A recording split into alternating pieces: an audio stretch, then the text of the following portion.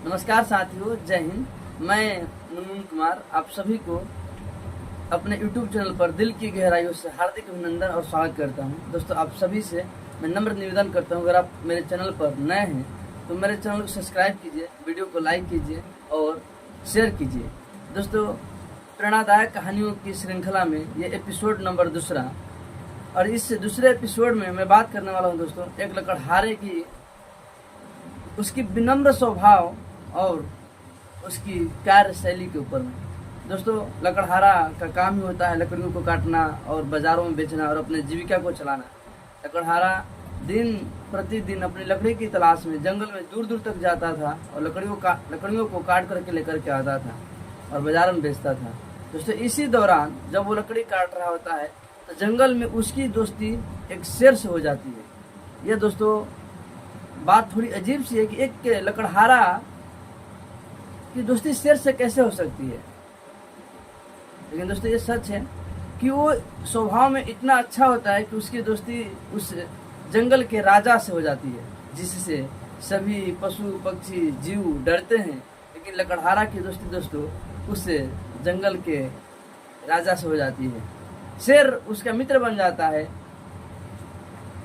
और उसके विनम्र स्वभाव की वजह से दोस्तों शेर बोलता है, अपने जंगल के सभी जीवों से आदेश करता है कि आप लोग लकड़ी कटवाने में इस मेरे दोस्त का सहायता करिए, ये मेरा दोस्त है।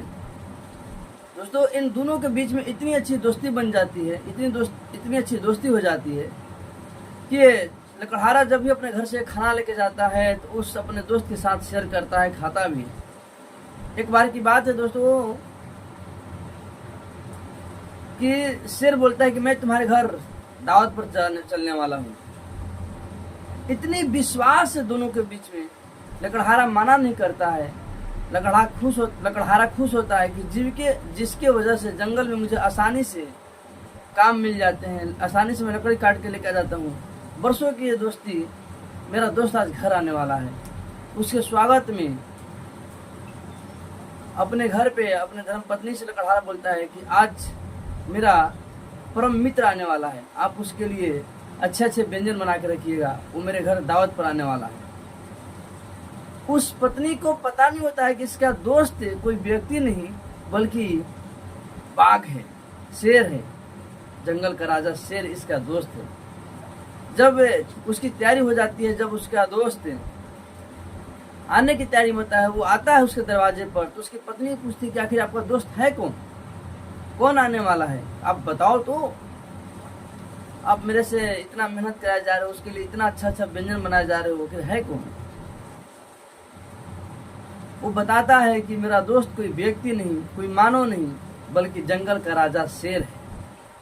जब ये बात सुनती है उसकी पत्नी तो डर जाती है और अपने पति से बोलती है, तुम कैसे व्यक्ति हो कि तुम्हारा दोस्त एक शेर कैसे हो सकता है? शेर तो राक्षस होता है, शेर तो जीव जंतुओं को मारकर खा जाता है, वो तुम्हारा दोस्त कैसे बन गया? कहीं न कहीं इसमें छल है। वो हमारे घर दावत पर आना चाहता है, हो सकता है, और इसी बहाने हम सबको खत्म कर देगा। हमें उसके ऊपर भरोसा नहीं है। ये बातें शेर सुन लेता है और वहाँ से लौटकर आने लगता है। तब तक वो लकड़हारा अपने दोस्त को जाते हुए देख करके रुकने को कोशिश करता है, लेकिन वो शेर चला जाता है। शेर बोलता है, नहीं दोस्त, मैं जा रहा हूँ। ये बातें उसकी दिलों में चुभ गई कि आखिर हमारी जिससे मित्रता है उसकी पत्नी मेरे बारे में ऐसे विचार रखती है। वो आ जाता है और आने के बाद जंगल में ये बातें किसी से बोलता नहीं है। फिर अपने जंगल में जैसे उसका जीवन होता है, लकड़हारा अगले दिन डर रहा होता है, मैं जाऊंगा, कहीं ना कहीं उसका दिल दुख गया है, मैं कहीं मुझे न मार दे, कहीं मेरी पत्नी के बाद सत्य न हो जाए और हमें ख़त्म न कर दे शेर। लेकिन वो शेर बोलता है कि तुम डरो मत मित्र, आओ, हमारी और तुम्हारी दोस्ती अमर रहेगी। और दोस्तों बोलता है कि तुम मेरे पीठ पर अपने कुल्हाड़ी से वार करो। बोलते ये कैसे हो सकता है? बोलता कि तुम्हें करना ही होगा। अगर तुम मुझे मेरे पीठ पर कुल्हाड़ी से वार नहीं करोगे तो मैं तुम्हें मार डालूंगा। अगर चाहते हो कि तुम जिंदा रहो, हमारी दोस्ती बरकरार रहे, तो तुमको वार करना होगा। वो लकड़हारा उस अपने दोस्त का बात मानकर, उस शेर का बात मान के उसके पीठ पर वार करता है और उसके पीठ से खून निकलने लगता है।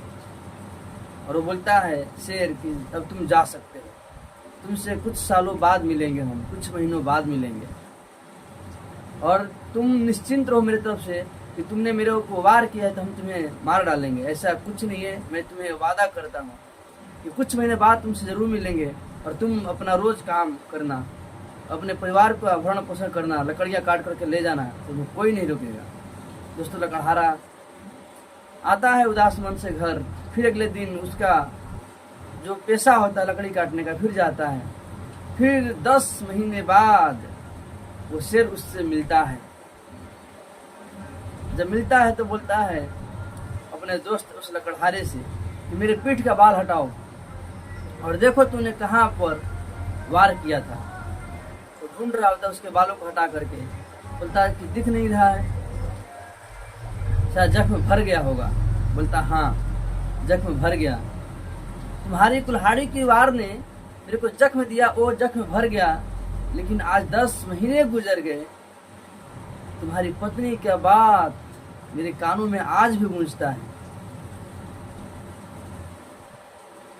दोस्तों, हम इस कहानी से ही सीखेंगे और हमें इस कहानी से ही प्रेरणा मिलती है कि अगर हम किसी को चोट पहुंचाते हैं, चोट 2 तरह से हो सकता है, या किसी को मार कर पीट कर, या फिर किसी को अपनी बातों से चुभोकर। तो ध्यान रहे कि हम अपने शब्द और अपना विचार कैसे अभिव्यक्त करते हैं किसी के सामने। हमें कोशिश करना है दोस्तों कि जाने अनजाने में भी किसी को ऐसा ना बोल दें कि हमारी बातों से उसका दिल दुख जाए और वो हमेशा के लिए हमसे नाराज हो जाए। तो दोस्तों, आज की कहानी में बस इतना ही।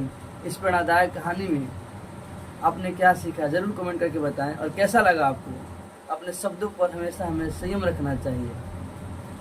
जय हिंद।